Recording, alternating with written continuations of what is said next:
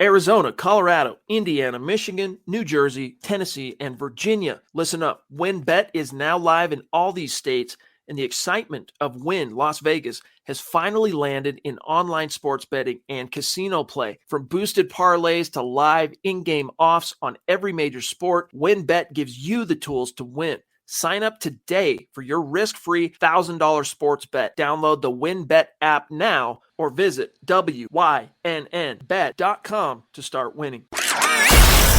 You're listening to the Huddle Up Podcast with Chad Jensen and Zack Kelberman. Join Broncos Country's deep divers at milehighhuddle.com and sound off. And now it's time to drop some knowledge.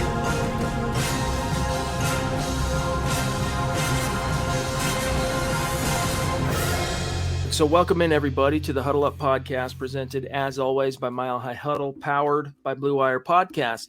I'm your host, Chad Jensen. With me is my fellow football priest, who you know, who you love, Zack Kelberman. Zack, the Denver Broncos, you know, they're bringing the whole AFC North, or NFC North, it would seem, to Denver. I jest, but looks like we have an OC that's about to be hired, and then Nathaniel Hackett has his eye on a Kubiak offspring. What's going on with that? Yeah, Clint Kubiak, currently the Vikings offensive coordinator. I don't know if he'll last in Minnesota because they're going to hire a new head coach and they're going to probably want to bring in their own guys, but they plan to interview him, Kubiak, the Broncos do, for an offensive coordinator position per Mike Liss.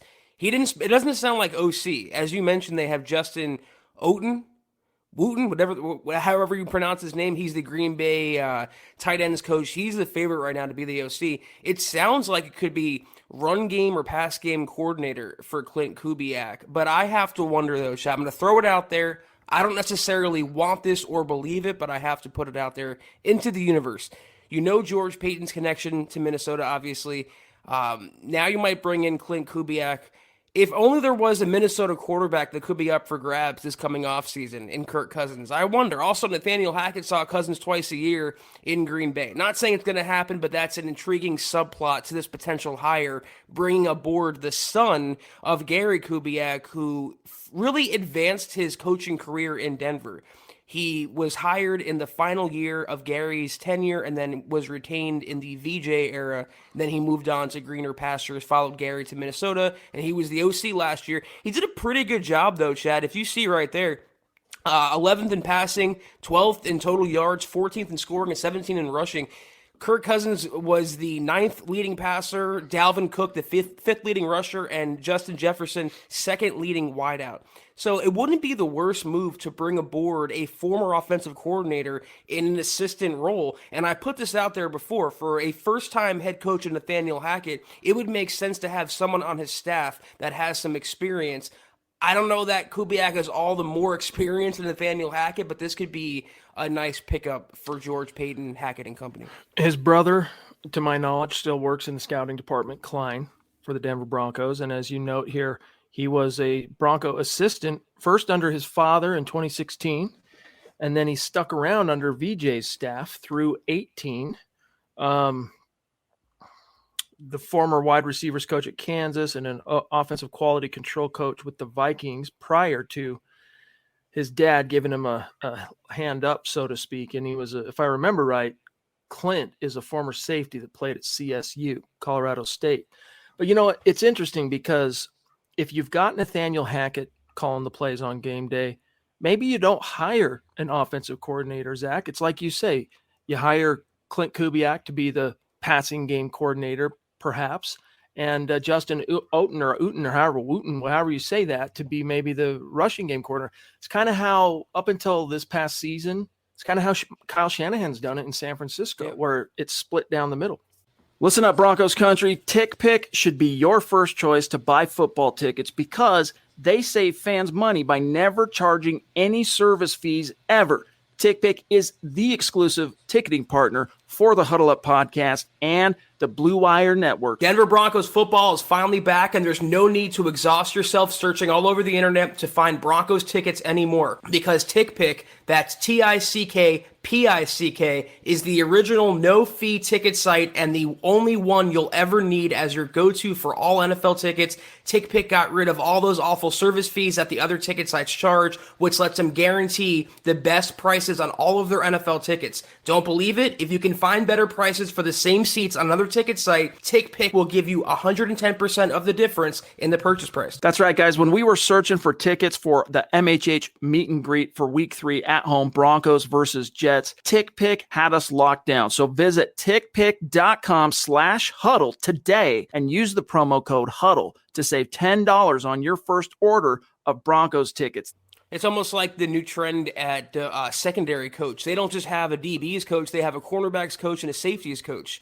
So there's more than one position. And even the Broncos did a couple years ago. They had an interior offensive line and an offensive line coach. So they can definitely break it down that way. It does sound like Justin Oten will follow Hackett to Denver. And it's all nominal anyway. I've mentioned this comparison in the past. It's like Ed Donatell being a DC under Vic Fangio.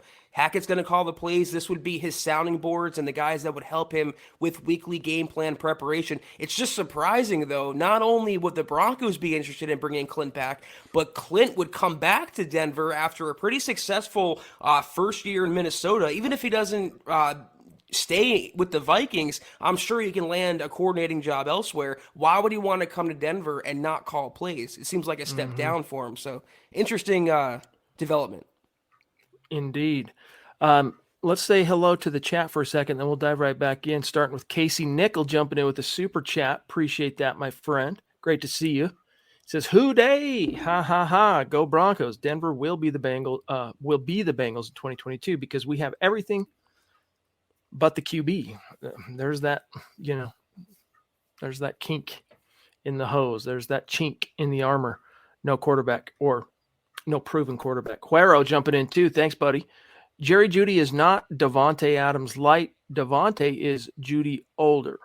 Judy in 2020 with 3 different quarterbacks equals almost the same yardage as Adams his first 2 years combined with Aaron Rodgers. Maybe. We don't know that. Jerry Judy, Zach, has received quite a lot of, maybe not shade, but very dismissed, right? He's kind of been dismissed lately. Didn't have a great second year, hurt for a lot of the season, and then just struggled to really produce, no touchdowns. But I still submit that he is a phenomenally talented wide receiver, worthy of his first-round pedigree, that he just needs the right OC quarterback combination to unlock him. I mean, I would want Jerry Judy to stick around in Denver, if only to see what he can do if actually given a jet sweep and not running fake jet sweeps 100 times a game. He has so much talent. That's why he was the 15th overall pick. Highly touted guy, expert route running. His hands were an issue, but he can get open. He's a playmaker waiting to happen. But Davante Adams is arguably the best receiver in the NFL. Jerry Judy is as unproven a commodity as there is. So I still will go with Davante Adams light in that scenario. He offers some of the same traits in terms of, again, his footwork and his route running ability, but his hands are a far, far, far cry from Davante's, for sure. Before we grab Matthew here on that first super chat from Casey, what's the opposite of a silver lining? I don't know. The one downside to the Chiefs not advancing a brown lining. There you go. Thank you. Is if they would have advanced to the Super Bowl, Justin Simmons and Garrett Bowles are Pro Bowlers, replacing Tyrann Mathieu and just brain farted the left tackle. Anyway, Orlando Brown. Thank you, Orlando Brown. But since the Chiefs will be home, those guys will ostensibly, Zach, be playing in the game, which makes it a little bit harder for Simmons and or Garrett Bowles unless either of those two guys bow out, which is still possible. Matthew, thanks, buddy. He says, I want Denver to get a previous head coach as defensive coordinator like Dan Quinn. What do you guys think? Mike Zimmer is really the only guy that kind of fits that bill, Zach, that's out there. Wade Phillips probably ain't coming back to Denver. I guess he technically fits that bill as well as a multi-head coach in years past. But your thoughts on Mike Zimmer, who up to this point, no reports that I've seen. Right. Exactly. None of the people I talk to are saying George Payton and Nathaniel Hackett are thinking Mike Zimmer, which is a little bit of a surprise. It might be a case where Zimmer follows what Doug Peterson did, which was following his firing. He took a year off football, recharged his batteries, and then came looking for another job. That could be the case for Zimmer. I also haven't heard anything about his potential next step as a defensive coordinator. It seems like they like Evero, though, right now. He's the front runner to be the DC, but I also agree you need to have at least one veteran assistant. It's really surprising they would go with first-time head coach OC and DC. Wink Martindale is another name, but it doesn't sound like he's coming back. I think he's going to land Dude, he could land with Josh McDaniels exactly. in Vegas. Could happen. I mean, that was his linebackers coach. I'm trying to remember. Yeah, so when Mike Nolan was the first defense coordinator hired, so he was that veteran former head coach guy to balance out the young up-and-coming first-time offensive-minded head coach, right? To make everyone feel like, okay, there's an adult on premises. We'll see how this Josh McDaniels does. And Mike Nolan's defense it was the scapegoat. It wasn't really the reason the Broncos collapsed that year in 2009. If you can remember, Zach, the Broncos started under Josh McDaniels 6-0, and there's that iconic, in a comedic way, scene of Josh McDaniels' Broncos defeating the New England Patriots on a nationally televised game to get to 6-0. And then after that, he goes just running around the stadium, just like acting like, they just won the Super Bowl. And then they went on a multi-game skid and finished. I don't know what it was. Did they win another game? I'm trying to remember. But either way, Mike Nolan was the scapegoat of that season, and then Josh promoted Wink Martindale to replace him. So it wouldn't surprise me to see him bring him back. Or Vic Fangio landing up in Las Vegas. Can you imagine Vic being the DC under Josh McDaniels? I can. That's a rivalry game waiting to happen. I want to just mention something about the Pro Bowl comment about Simmons and Bowles. Am I the only one who doesn't really care about that? All it would do is like pad their own egos and it looks good on their resume, but does that really change what happened last year? Does it really have an impact on the team? I really don't care about that. I totally get that. The only thing is, in the interest of the players, it's one of those things that it goes on the resume, and it helps them earn down the road. Marcus Lewis-Henna, but both those guys are living on big second contracts right now, so you don't need to feel too bad for But them. does Garrett Bowles deserve to be a Pro Bowler after the way he played? That's kind of my thing. Backing into the game because everyone's pulling out, is that really what you want to put on your resume when you put on the tape? And I don't know. He was okay. Like, he wasn't bad. Like, he was a upper echelon left tackle, in my opinion, in 2021. Was he a Pro Bowl? That's a little bit harder to make that argument in 2021. 2020, he put on tape the best left tackle performance in the NFL. So he was that being even an alternate, I think, in 2021 is kind of the fumes of that 2020 season. Marcus, hey guys, and all Bronco fans, respect and love from the UK. Go Broncos, and much respect to you both for bringing this fabulous podcast, Broncos Forever. Hey, you the man. Appreciate you, Marcus. Shane Daniels, the Aviator. What's good, buddy? He says, with all the changes in the AFC West, the next few years are going to be insane. If Rodgers comes to Denver, it's going to be a massive slugfest in the West. That's probably, Zach, if there is one disincentivizing factor here, or as Scott Kennedy would put it, a skid mark. All right. You try and think silver lining, what would the opposite be? Perhaps a skid mark, right? If there's a skid mark to Aaron Rodgers coming to the AFC West, it's the realization that you got to contend with Mahomes twice a year. You got to contend with Justin Herbert, who's a young quarterback on the come, and even a Derek Carr. I mean, this isn't you look at what he's dealt with in the AFC North. I mean, since Brett Favre hung up his cleats, has there been a bona fide stud besides A-Rod in the NFC North? Jay Cutler is maybe the closest thing that you could come to, or Kirk Cousins. One of those two guys is the closest thing. Case Keenum for 1 year.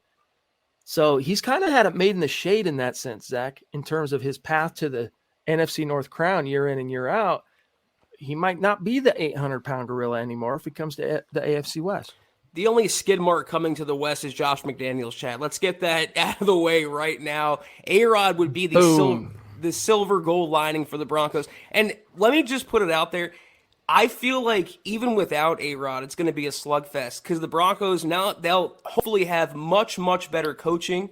they can get by based on their playoff caliber roster. I'm just saying, if you plug in a Kirk Cousins at half his current salary, that's a 10-win, 11-win team as it's currently constructed. They have the defense that was number 3 in scoring last year. Loads of talent on offense, Chad. You put that with competent coaching and game planning, they can make noise even without A-Rod. That's what's so exciting about the Hackett hire. Scott's saying, yeah, well, don't forget about Matthew Stafford as far as the NFC North rivals for A-Rod, but his teams were always, with 1 or 2 years of his time in Detroit as the exceptions, his teams were just never well coached, never good. They just weren't good. And he was he was never a quarterback. He wasn't a Peyton Manning that could take a roster with a lot of holes and cover those holes and elevate them still to perennial double-digit win seasons year in and year out. That's why Matthew Stafford, God bless him for going to get into the Super Bowl. I'm seriously stoked for Matthew Stafford, but that's why he's so often dismissed in terms of when people talk about, I mean, this dude's stats in 2021 were phenomenal. No one really talks about him. And now he's in the Super Bowl. No one really talks about him. Sam Bam, evening. So we know that Rodgers talk, the rumors are going to be a fixture in Broncos country for a while. It's unavoidable and not going to go away. What's the latest we will know if Rodgers will be the quarterback by the draft? Yeah, probably the draft. That's probably it. Latest I would say would be free agency, which starts in early March, because even he said out of respect to Green Bay and Adams, who is an unrestricted free agent, he's going to have his mind made up well before then. I could see it coming down next couple weeks. He's still doing his weekly hit on the Pat McAfee show, so it's not like he's staying out of the limelight altogether. I think the latest would be early March before we know. Sam Bam, appreciate that. Very, very generous super chat. Huero again, buddy. Appreciate you. Look at Devontae Adams' production. He only became a household name after year 5. Only 2 consecutive 1,000-yard seasons, and it took year 7 and 8. Give Judy time. Well, I mean, no one's debating that it took some time to incubate Devontae Adams. So, I mean, for what it's worth, I'm not sure why you're barking up the tree, unless I'm missing something here. But I like Judy. Again, I think Judy has kind of been unfairly maligned somewhat by Broncos fans. Give him a serviceable quarterback, consistent. I mean, Teddy was serviceable. Give him a good quarterback. Give him a good quarterback and an offensive coordinator that knows his head from the hole in his rear, and he can do some great things for you. And no one's debating the fact that Jerry Judy, if you just work with him, he has the talent. He's a game-breaking threat waiting to happen. No one's debating what he can do. It's just he's being judged on what he has done through 2 years, and that's run a lot of fake jet sweeps and have a lot of drop passes. When he does make plays, it's pretty remarkable, but when you're saddled with the likes of Teddy Bridgewater, who I can debate is not really that serviceable, he was below average to me. Drew Lock, who's also, you can make the case is below average, and also Pat Shurmur, who's well below average. Just give him some time and a better system. And when someone like Hackett comes in and has those West Coast concepts that should work to Judy's advantage, better quarterback play, better play calling, I think that's a 1,000-yard guy waiting to happen. But see, guys, you should never just completely dismiss a quarterback for a perceived failure to launch after 2 or 3 years. You never really know. It takes sometimes the right situation, the right coach, the right supporting. I mean, Ryan Tannehill, as an example, never did anything worth a squat in Miami, right? There was a reason, even as their first round pick, what was that, 2011 was it 13? Anyway, he didn't do anything. They were happy to let him hit the bricks. And when he did, he wasn't viewed as some stud that automatic supplant the guy we have. He had to wait till Marcus Mariota was so bad against the Denver Broncos, who shut out the Titans in that game for what it's worth, before he got his shot. And then look, Zach, the stars aligned. It was the right coach. It was the right situation. Tannehill became a thing. Now, doesn't guarantee Drew Lock that's what sort of fate awaits a Drew Lock, but I am optimistic of what he might become under the guiding hand of a guy like Hackett. I really am. Now, that's no guarantee. I'm not saying, look out, guys. You're going to see Josh Allen 2.0 in Denver this year. That's not what I'm saying, but it's something to keep in mind. Then we'll grab Andrew. Yeah, Hackett had a hand in developing the likes of, Alan Lazard and Marquez Valdez-Scantling. These aren't Jerry Judy caliber receivers in terms of upside. And when Judy's getting 3 catches over the course of 5 games and a handful of targets, what can he really do with that? When Pat Shurmur and the quarterback play was the biggest detriment to Jerry Judy, and you surround him with the weapons that you have on offense. Cortland Sutton drawing coverage away, Tim Patrick, KJ Hamler coming back hopefully, the tight ends, the running backs, put it all together. That's a breakout candidate. He's a guy the Broncos should look to develop, not expel. Andrew, appreciate you, big dog. What is our free agency looking like? Who should we get or get rid of? Well, if you want to listen to Pro Football Focus, of all the unrestricted free agents the Broncos have hitting, leaving the books, as it were, they say the one guy Broncos should be afraid to lose is Josie Jewell. Melvin Gordon's a guy that you think about, right? Just because of you think about the outside zone and what kind of damage he could do. And now he's begging to stay, by the way. It's funny how that works. It wouldn't surprise me, though, to see the Broncos approach him and say, hey, here's $4 million, come back 1 year, you down. I bet he'd take it too. Well, if he's saying, he's pretty much tweeted, Broncos, please re-sign me. I want to play under Nathaniel Hackett. Put your money where your mouth is, Melvin. If you don't want to take top 5 money, if you want to take half of that, then sure, come back. But you shouldn't unseat Javonte, and you shouldn't be paid like a top 6 running back when you're not a top 6 running back. That's a whole other story, though. I want to come back to that. Mays Jackson, a newer name, jumping in on Super Chat, so welcome. Welcome. Appreciate you, big dog. Connect on Twitter because we like to shout out and tag all of our Super Chat superstars after each stream. May says, a lot of people think Rodgers, if we traded for him, would be stupid to come to the AFC West because it's brutal compared to the NFC North. Thoughts? We must have been sharing a brain maze because that's just exactly a misgiving I offered up just a few minutes ago. But it's a skid mark. All right. Scott Kennedy, he's a marketing whiz. He came up with a new catchphrase on this show, skid mark. That's what it is. It's not a silver lining. It's a drawback. It's a skid mark for Aaron Rodgers coming to Denver. There's personal feelings kind of sometimes cloud what's best in terms of judgment. And yeah, it would be easier to compete with the likes of Kirk Cousins and Fields in the NFC North and Jared Goff. That's a no-brainer, but I don't think he likes playing for Matt LaFleur all that much. I don't think he respects the GM and Brian Gutekunst. And after so many years in Green Bay, you could wonder what else is out there. Is the grass greener on the other side? But that's why I also think it's not a slam dunk that he leaves Green Bay. It's not a slam dunk he doesn't just retire and walk away at the height of his career. So, it's a challenge too. These players love being challenged. They love to see what they can do. And after what Brady did, Chad, going from New England to Tampa Bay and then winning a chip right off the bat there, maybe Aaron wants to replicate that. We never know. I think here's the thing. If you are looking at how Peyton Manning closed out his career, how Tom Brady, really emphasized and ended the argument, was it Belichick or Brady in terms of responsible for the success of New England?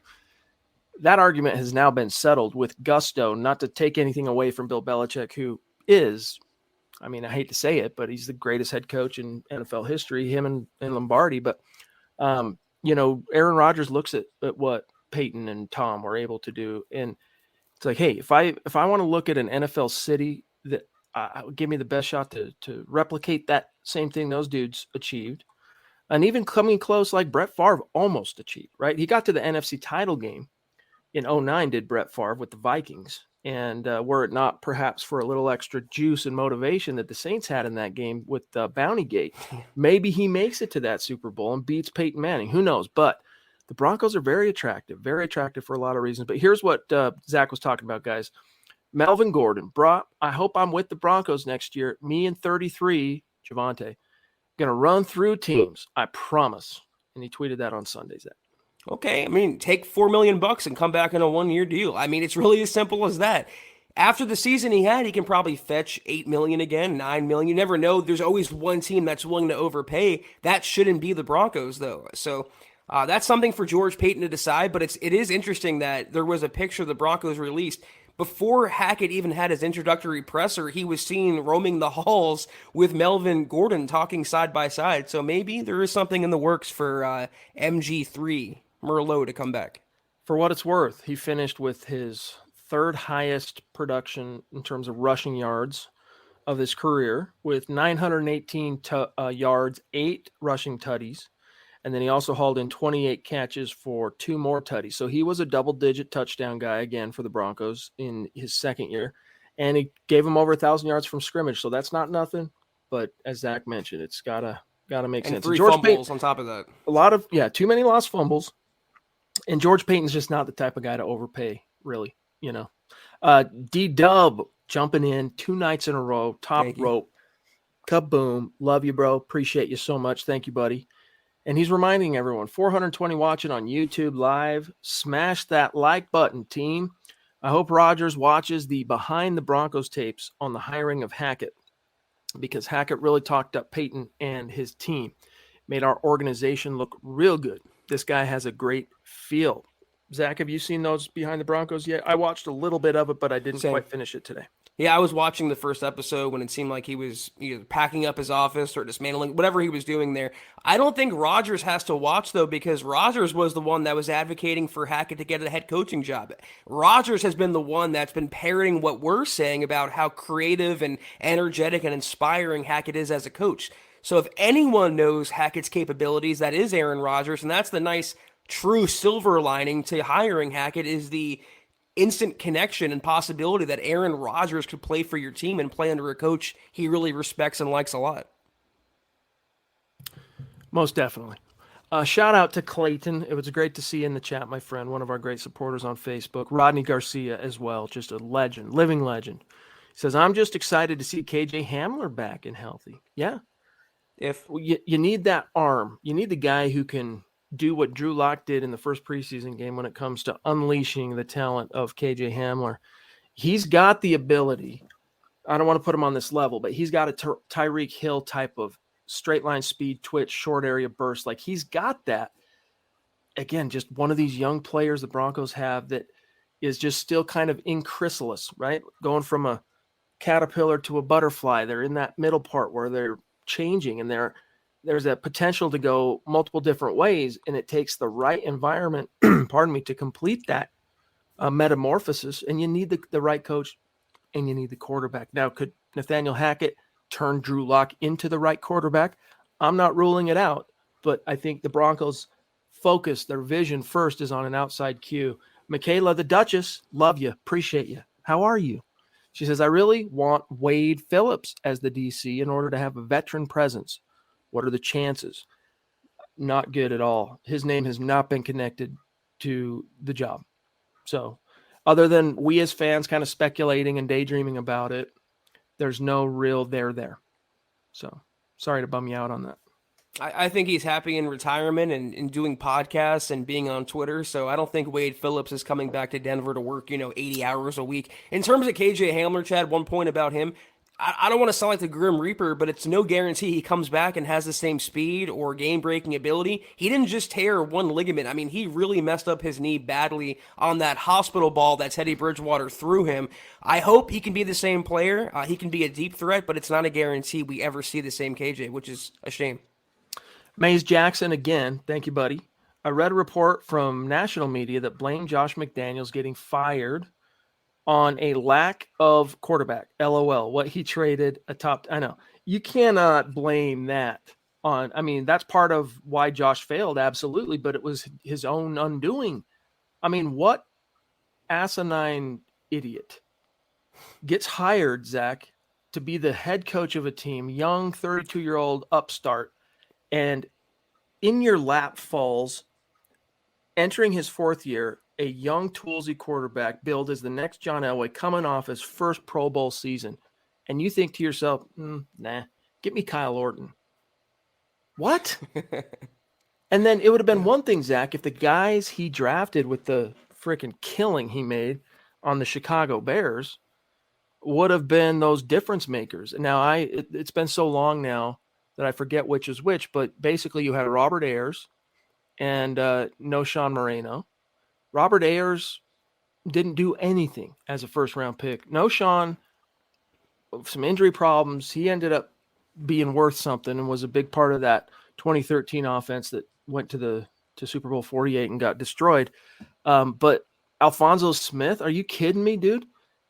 Josh McDaniels is the reason Josh failed in Denver. And if you listen to his presser with the Raiders, Zach, He admits it. He admits that basically. And the one thing he points to as being the biggest detriment was he didn't understand how to lead people. He didn't understand how to communicate. He didn't understand how to build culture, which is absolutely true. I'm glad he's at least a big enough boy in retrospect, Zach, to acknowledge that. Giving up on a young quarterback in favor of a below-average veteran? Wow, does that sound familiar, Chad? But I could have stopped that comment after the words national media. You mentioned asinine and idiotic. That's the national media. They have no idea what they're talking about with the Broncos. And McDaniel said himself today from his own mouth why he failed. He said he knew a little about football, which is kind of revealing in his own right, and not much about people skills or how to build culture, and just he wasn't cut out for the job, and he admits that. So I don't know. I don't care really what the national media is saying. Dale, again, with a top rope super chat, dude. We're so Thank you. so grateful to have you in our community, big dog. He says, if we gave up 2 first-rounders and some chips for Rodgers, we still would have 2 second-rounders and 2 third-rounders, a full slate of picks to bolster the roster, not to mention the cap space. Time to roll. Peyton, the bomb so far. Well, look, we sent Luke Patterson to the Shrine Bowl. Everyone he talked to, all right, from media sources to league sources, they're all predicting Aaron follows Nathaniel Hackett. We've got Scott Kennedy at the Senior Bowl. He's in Mobile, Alabama right now, in fact. Make sure you tune into Broncos for Breakfast tomorrow. And then he'll be on Tuesday night show as well. We'll have him on Wednesday night. He'll be there all week. But Scott will have his ear low to the floor for any particular rumors and buzz that he might pick up on that front. But Zach, it's interesting to hear that, right, from our sources on the ground. But as you said last night when we heard about the Shrine Bowl rumors, it was no surprise to us, right? We've been reporting this at milehighhuddle.com for the better part of almost a year now, but especially just over the last 6 weeks, the way it has, increased in intensity or whatever. I think it's a good chance, Rodgers. Like, it's a good chance if you think about like spitballing fantasies and like Rodgers coming to Denver. It's not as far-fetched as you might think at first blush, but it's still no guarantee because the Packers have a say in that, and that's going to be a detriment in getting that done. There's a lot of reasons, Zach, why Aaron Rodgers might want to say, I'm going to play my whole career, Hall of Fame career. I'm going to finish it with the Packers. Like, there's a lot of reasons and incentives for him to stay if he continues to play as well. There's a non-zero chance the Broncos will trade for Aaron, which is still decent. That fact that it's not zero, but it's not great either. And you wouldn't have, Dale, to your point, a full war chest of draft picks. You're not getting Aaron without giving up the seconds and the thirds, maybe even both of them each. It's going to cost an arm and a leg and a foot and an ankle and a neck and everything else to make that trade. This is a true, real deal future Hall of Fame quarterback playing at an MVP level. It's either you get the quarterback or you retain your draft picks. You're not going to be able to do both. Rodney, please draft a running back that's hungry, wants to compete, to split carries with Williams. Broncos just might, bud. They just might. We'll see. We'll see. And appreciate the stars, and including from you, Michael. Big stars, buddy. Thank you. You're going to want to stay plugged into milehighhuddle.com from now until the draft because Eric Trickle, Nick Kendall, all those draft dudes are going to be breaking down the class, and we'll get to know who all the running back stud prospects are to keep our eye on between now and the draft from those guys. Michael Ronquillo, appreciate you. He says, good evening, Broncos country. And Scott, Chad, Zach, very democratic in all of us. I'm excited, Broncos fan with Nathaniel Hackett as head coach of the Broncos. Let's go. Yeah, I think, Zach, that he has the Hackett hire, for the most part, has kind of encouraged fans, right? No more of these going against the grain hires of Vance Joseph when you could have hired Kyle, Vic Fangio when you could have hired Zach Taylor. And this time, the Broncos hired the Zach Taylor of this coaching cycle, or that type of candidate Still would have liked to have seen Brian Daboll interviewed, but I'm not going to pick nits on this hire. I think 90% of Broncos country is approving of this hire and way more motivated and hopeful than they were after Vic Fangio's final game. One point about the running backs, though, am I the only one who wanted to see more of Mike Boone? I feel like that was a sneaky good signing by George Payton. He had 3-down ability, who was explosive and also cheap, which is nice. So that's why I'm not wild about Melvin Gordon coming back. You're not getting a Derrick Henry. You're not even getting someone like Nick Chubb. You're getting a top 12 running back, and you have a young stud waiting in the wings. If you want to pair him with somebody else, fine. But please don't break the bank on that 1B. We're going to grab Michaela here, and then I see one at 6:33 from Albert that I want to grab too. Michaela, thank you for that second super chat. She says, now that McHoodie is the Raiders head coach, will he trade Carr? I know. I mean, you think about it. LOL indeed. It's like, did he learn from his past mistakes? Is he going to arrive in Vegas and trade his Pro Bowl quarterback? It wouldn't shock me because, indeed, the best predictor of future behavior is past behavior. But you got to assume, Zach, he'll learn from that. Like, you basically slit your own throat by getting rid of the number one asset you had when you took the job. I don't think he'll make that same mistake twice. I think he took the job with Derek Carr in mind. Derek Carr, to me, I know he plays in the Broncos division and he's a rival, and you can make fun of his appearance or whatever, but he's a really good quarterback. I think he's a franchise quarterback. You can win a lot of games with Derek Carr. Supposedly, McDaniel sat down with Mark Davis and laid out his plan, including Derek Carr, and they have a pretty capable offense. We talked about this yesterday. Not just Derek Carr, but Jacobs, you have Renfro, you have Darren Waller, you have some pieces on that O-line, you have a great pass rush. McDaniel's, this situation isn't horrible for him. We just all hope he screws it up, as he usually does. Arguably a better situation than the one he assumed control over in 2009. Picking up the pieces, because Mike Shanahan, with the exception of the Ryan Clady pick in 2008, and with the exception of the 2006 draft class, had left the cupboards bare. He had just lost his way as a draft artist big time. And so, that's unfortunate for Josh McDaniels, but the only thing giving you a leg up over that was at least you had the quarterback solved, ostensibly, and then you trade him away. What an idiot. Albert Knoppers. Vaughn has a chance to get another ring. He has to be through the AFC path. He's been through the AFC path, now a shot through the NFC. Are there many players who have done that who are not quarterbacks? I'm sure there are. I'm trying to think of big name guys though. I'd have to give that some thought. But it's really cool. Today, Zach, from the mothership at Sports Illustrated, there was a nice column.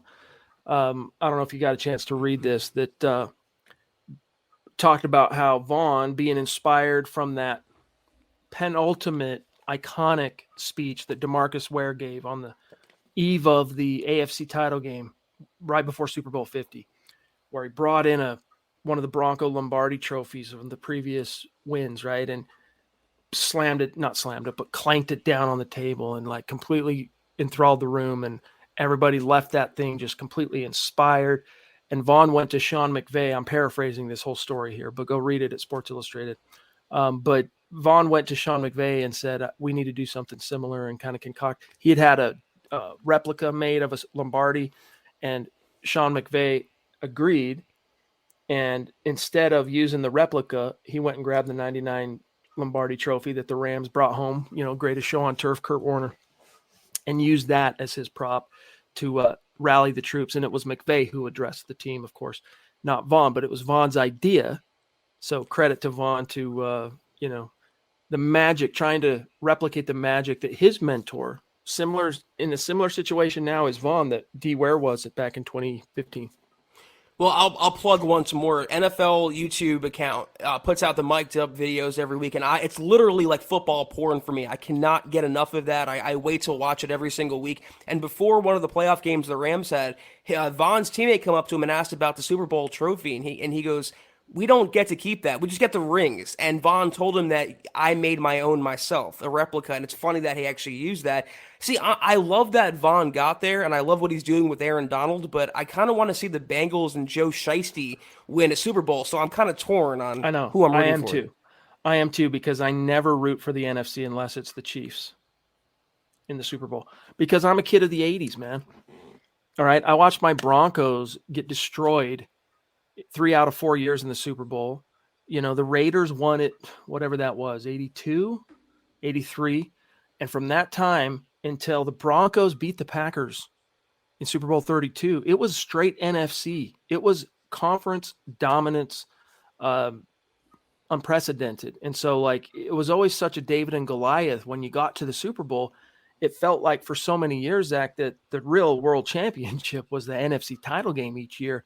And so I just have always rooted, since I'm an underdog guy, I've always rooted for the AFC. And even though the balance of power, that's obviously a thing of the past where the NFC always had this edge over the other conference. But I'm torn. It would be rad to see Vaughn get his second ring. But I'd love to see the Bengals break the ice and get their first world championship all time, you know? So it's tough. Any team that goes to Arrowhead in late January and upsets them and does so convincingly, they have my respect. But it's a win-win. Either Vaughn gets his ring or Joe Burrow and Zach Taylor, Brian Callahan, and that great underdog team gets a ring. So it's going to be a good game regardless. No Brady, no Kansas City. Huero, appreciate you again, buddy. He says, sorry, guys, some context, LOL. I lost sleep over potentially giving the Packers Jerry Judy for Devontae just to appease A-Rod. I think it would be a mistake. I feel you. Okay, thanks. Appreciate the context on that, my friend. But, you know, it could be a part.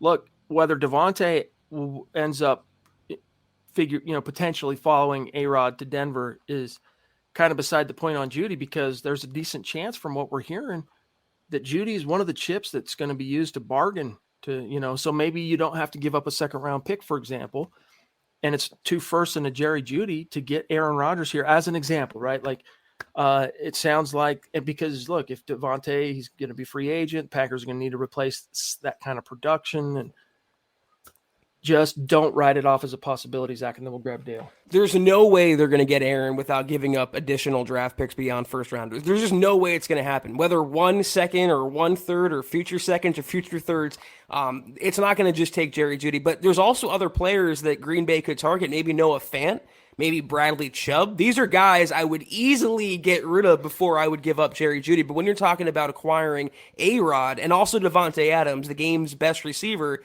that's a pretty easy pill to swallow when you break it down. For what it's worth, in a A-Rod deal, I'd be personally more inclined to give up Judy than I would Fant. Just because behind Judy, you've still got Sutton, Timmy P, and Hamler. Behind Fant, you have Albert O, but Albert O's kind of struggled to stay healthy as a pro, not quite as polished. Fant's another guy just dying for that quarterback, next level quarterback. Dale with another top rope super chat, bro. Wow. Thank you so much, dude. I mean, I don't know what else to say. You're one of the legends in our community. You're one of the guys that inspired us to take this podcast to the next level, do the meet and greets, which you were there. You know, you said, hey, you guys do the meet and greet when we had you on the show, which, by the way, we're going to start inviting some of our super chat superstars and supporters on the show again now that we're at the off season. But he said, hey, when you guys do that meet and greet, I'll be there. And we're like, really? You're in Hawaii? He's like, yeah, I'll be there. Sure enough, he was there because he's ride or die. And we love you, big dog. He says, the most exciting thing to come out of Hackett's hire is the fact that he plans on basing the offense on the player's abilities. That has me squeezing my beer mug just thinking about it. LOL. I know, dude. I love it. I mean, and it's not something where, you know, you heard that type of coach speak, Zach, from Pat Shurmur on the reg, but it never came out in the wash on game day. You never really saw him have a presence of mind with the scheme to put players in the best position to succeed. But if you look at what Hackett has done both in Green Bay and then in Jacksonville, Buffalo, there's a lot more of a body of evidence there to back up that when he says that, he means that, and that's what's going to happen. Yeah, I was squeezing more than my beer mug with the Hackett hire and what he said. My favorite quote to come out of that presser was, my favorite thing, this is word for word what Hackett said, my favorite thing is when the players become the system. And if you want a refreshing jumpstart in Dove Valley, that was the quote to go with there. You could put that on the wall outside the locker room. I love that. I love the creative forward thinking. I just love the fact they're moving on from 1950s Pat Shurmur and 1940s Vic Fangio. Yes, indeed. Another interesting piece of news that came out today, according to Mike Kliss, who has a source within the Robert F. Smith Holdings Company. Got sources everywhere. He's not bidding on the Broncos. Now, for those of you going, who? Robert F. Smith, black billionaire from Denver. He's worth something like $6 billion. No, more than that, 68. I know there's a 6 there. Anyway, billionaire, right? A lot of money. He put it out through a representative of his to 9 News that I'm not bidding on the Broncos. I'm focused on pursuits that go beyond owning a team. So my thoughts on that, I don't care. Doesn't bother me. I could not care less. Look, whoever buys this team is going to be a billionaire whose interests are way beyond the scope of us, right? Whatever billions got, whatever he did to get his billions, that's going to continue to be the primary focus of whoever buys this team. So I don't really care, dude. Honestly, like, do I want it to not be a slime ball? Yes. I don't want the next owner of the Broncos to be a slime ball. Do I want him to have a Hall of Fame heart of gold like Pat Bowlen? Sure. In a perfect world, I want that. Do I expect that? I do not. You know, you're more likely to get a Dan Snyder buying this team type than you are to get a Pat Bowlen heart of gold Hall of Fame excellence. That's all it is. You know, you're more likely to get Mark Davis walking through that door winning the bid than you are Pat Bowlen. I'm glad I can convert you, Chad, to the I don't care club, because I really don't care either. The Broncos got the GM hire right. I think they got the head coaching hire right. They have a really talented, exciting roster. So whether it's Elon Musk, Jeff Bezos, Robert Smith, or even Johnny Bolin, the blood of Denver, owning the Broncos, I really do not care. I just hope it gets resolved one way or the other fairly soon. And yeah, I'll keep it there. I was looking forward to making some great The Cure innuendos and jokes about Robert Smith, but unfortunately it doesn't sound like it's meant to be. Friday, I'm in love. All right. That's all I'm going to say. Phil McLaughlin, evening, guys. Personally, I think Rodgers is so competitive. He would love to beat the quarterbacks in our conference. So saying, look, it's not a disincentive. It's a draw. Like, he's so competitive. That is another thing that's going to attract him to Denver.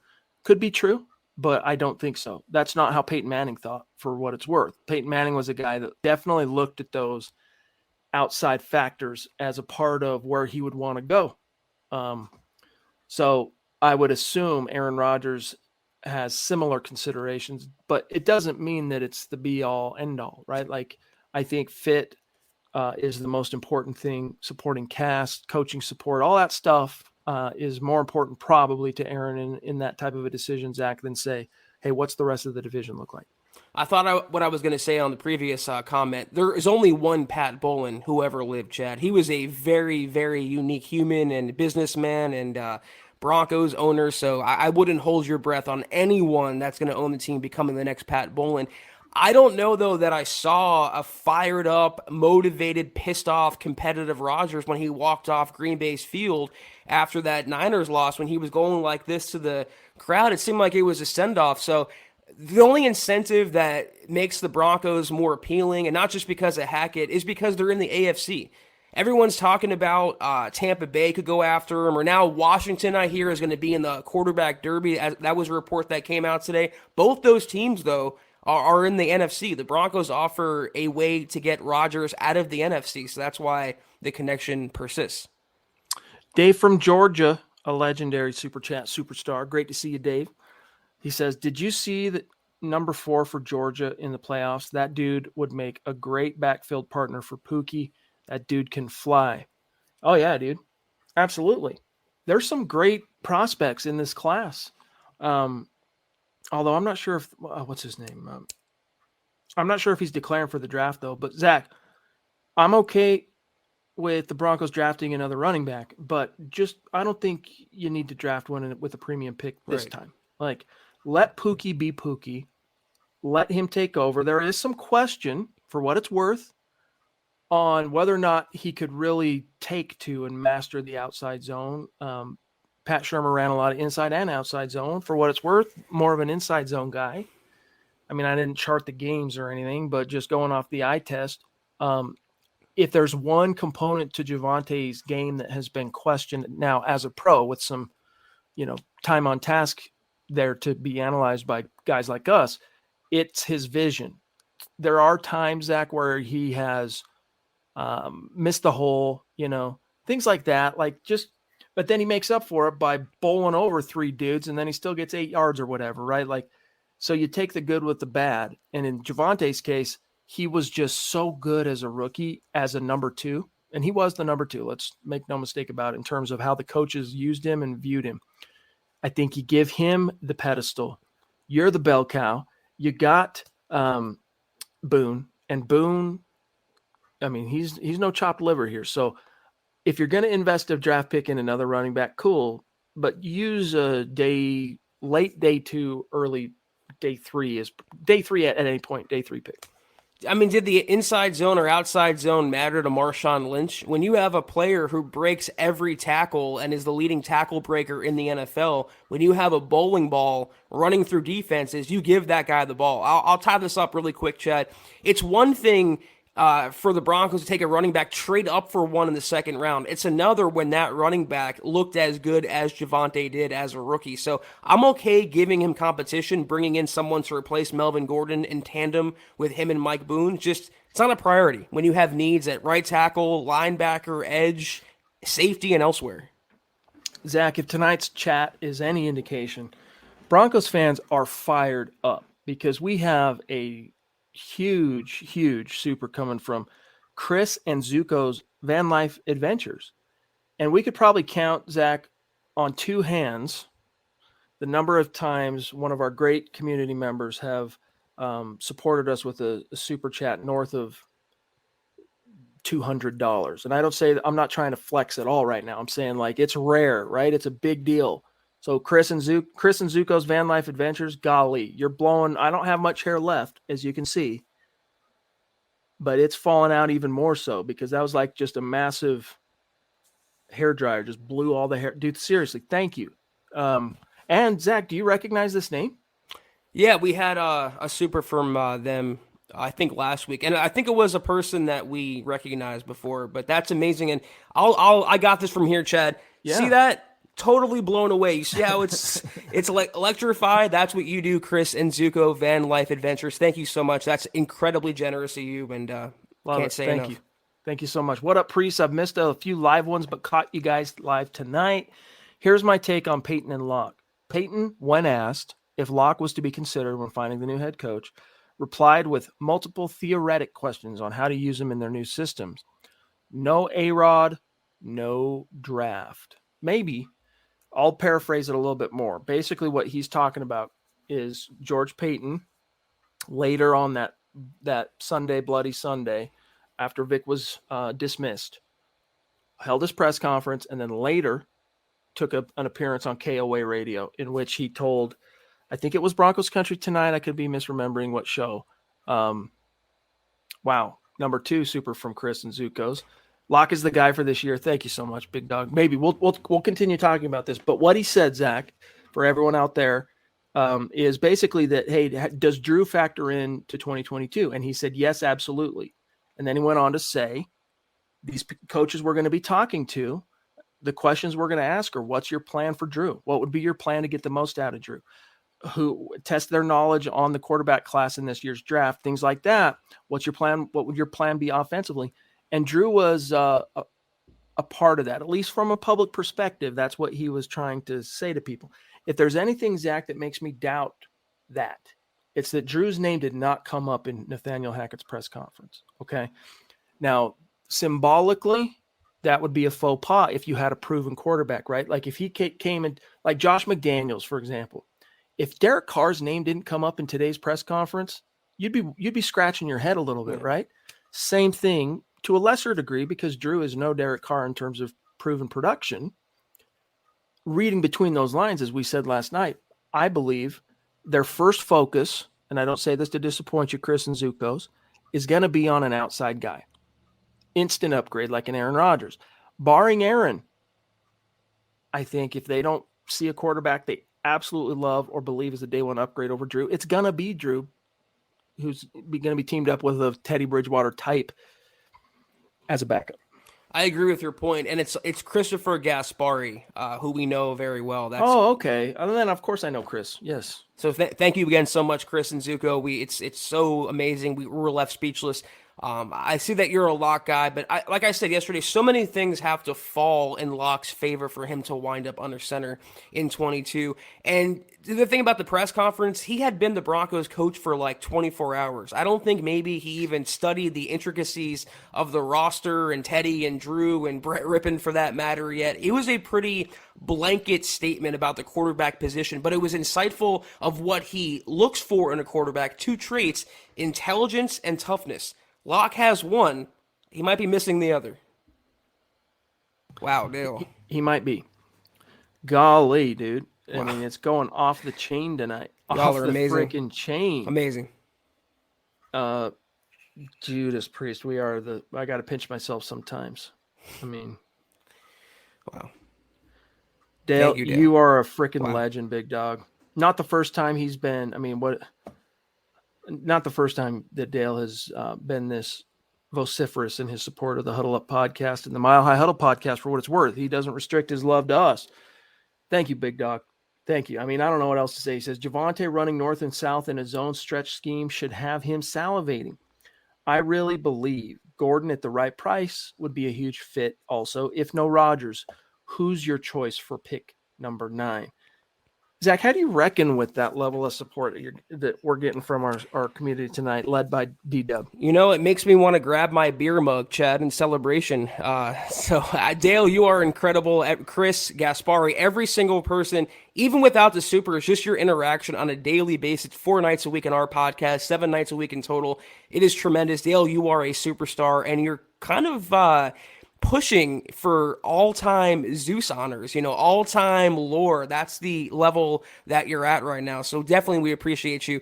My choice for pick 9 wouldn't be to have a pick 9. I would move down in this draft. I'm not taking an inside linebacker at number 9. I'm not taking a quarterback at number 9. I think if Peyton wants to really load up on draft picks, he can move down a few spots and take one of those guys. I think it was Daniel Jeremiah who mocked Kenny Pickett, who won't measure his hands at the Senior Bowl, at number 9 for the Broncos. A little too rich for my blood. So that's where I would go with that. Move down.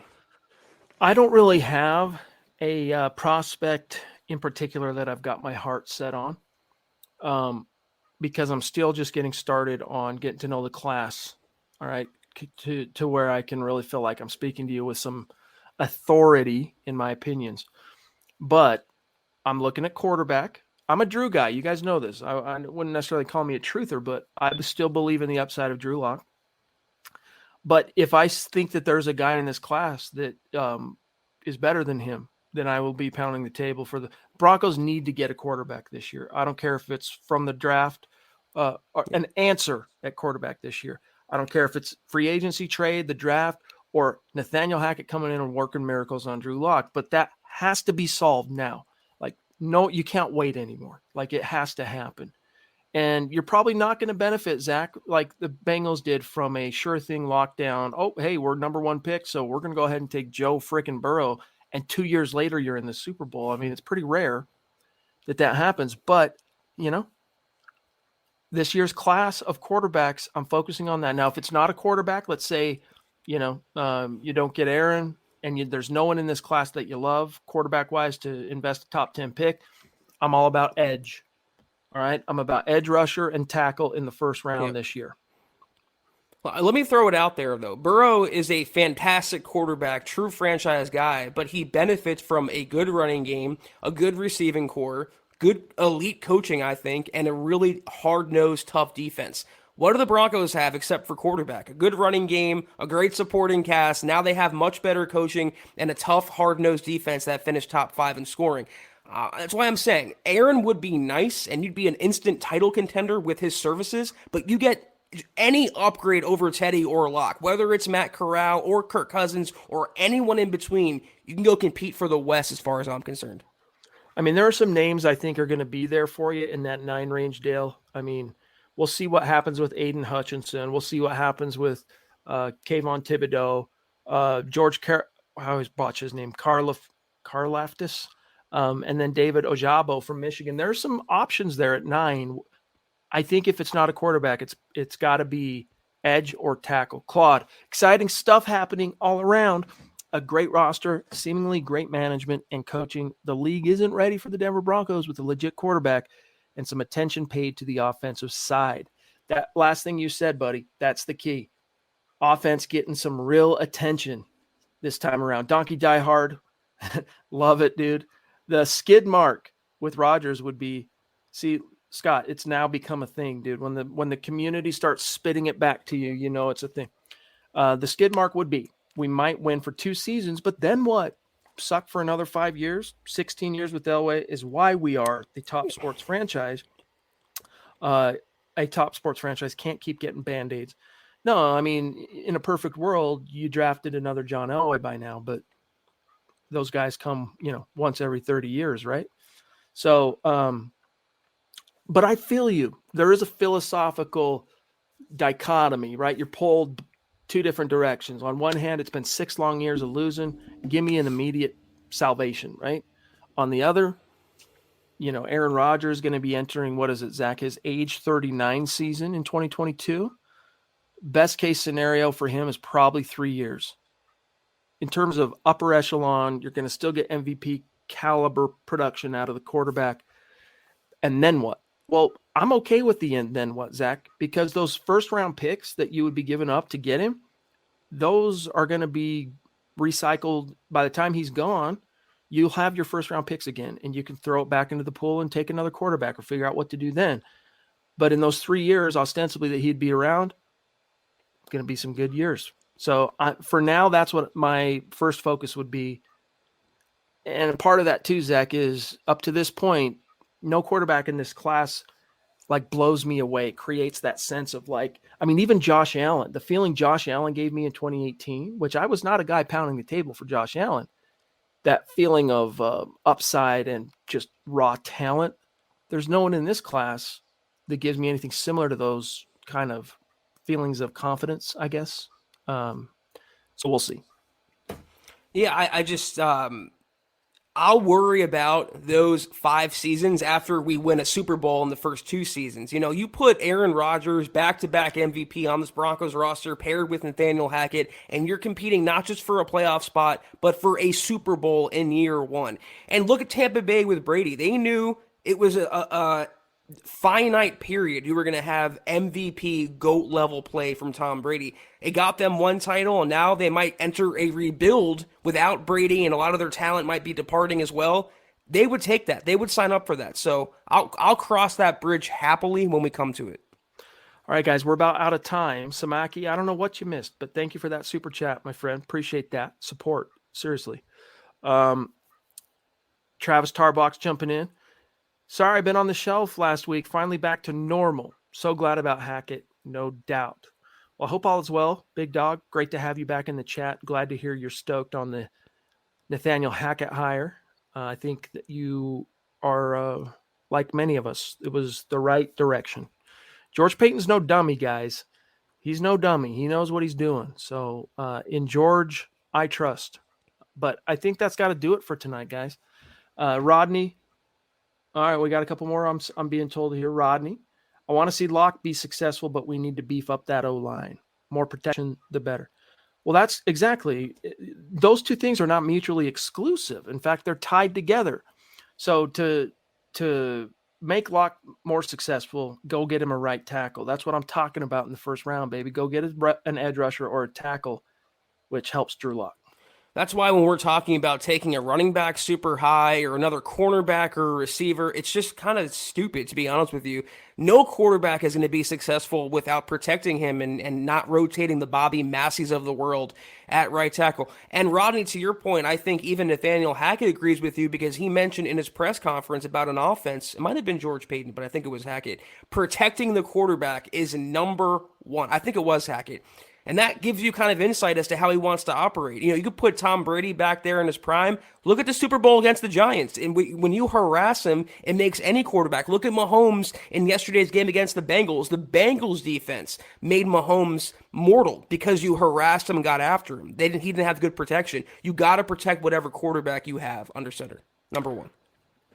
Amen. Dave Bristol, thank you for that very generous super chat, my friend.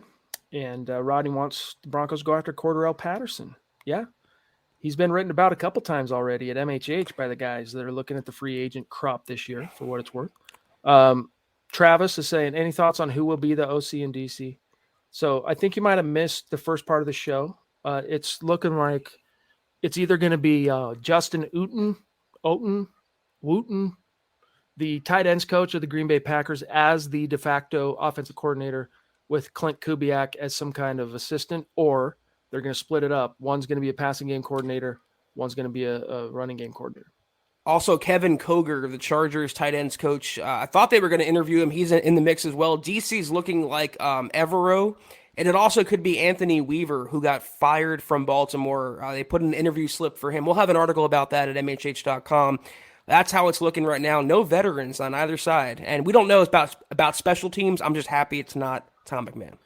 They're going young and energetic across the board as far as the key coaching positions. Seth Harmon, thank you, buddy. Excited to see a fun offense in Denver for the first time in a long time. Amen.